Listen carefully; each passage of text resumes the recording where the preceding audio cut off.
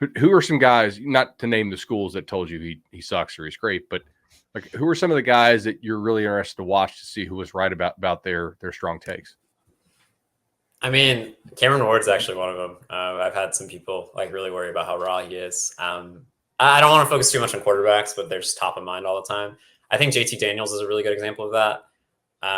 We'll see where he ends up. I've had some schools still tell me they think he could be an NFL player like quite easily.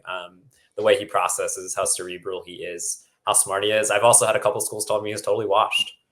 They worry about his injury history. He hasn't been healthy since his freshman year of college, essentially. But I think people forget we had him just behind Justin Fields and Trevor Lawrence in the 2018 class. Mm-hmm. He was the #1 quarterback in the class that included Spencer Rattler, who I think is another guy where you get mixed feedback on, not really because of talent, but because of personality, I think is a better way. If you watch QB1. Yeah. Okay, so everybody, Spencer, I don't think he was the easiest to deal with at Oklahoma, especially when he wasn't starting. So I'm curious how that South Carolina experiment goes, but JT Daniels is a really interesting one. I don't know where he's going to end up. I think there's a pretty decent chance it's a group of 5 school on the West Coast.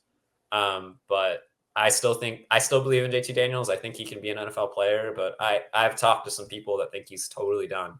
So I'm very, very curious to see what that's going to look like next year. I lean on the side of done if he's not beating out Stetson Bennett.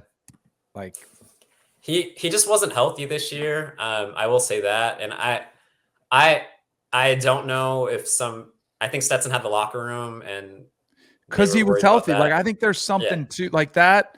Part of being a quarterback is being, durable and being able to withstand the hits. And they were odd injuries too. That the ACL is one thing that's everybody deals with that, but oblique and lat, those are injuries that are hard to put an X-ray on or an MRI on and say this is it. And so then it becomes a pain tolerance thing, and then your teammates start to look at you differently.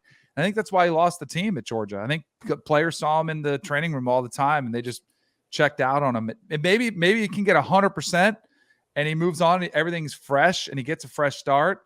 But I don't know. I'm not as sold on JT because, I was telling these guys, I watched Stetson Bennett warm up and was kind of dumbfounded. I'm like, holy cow, this looked like a 4th or 5th string walk-on like that I had at Florida State that looked like they barely started for their high school team. And not to take away, he still won it all and he did it. But I was just a little bit surprised that JT couldn't, hold him off.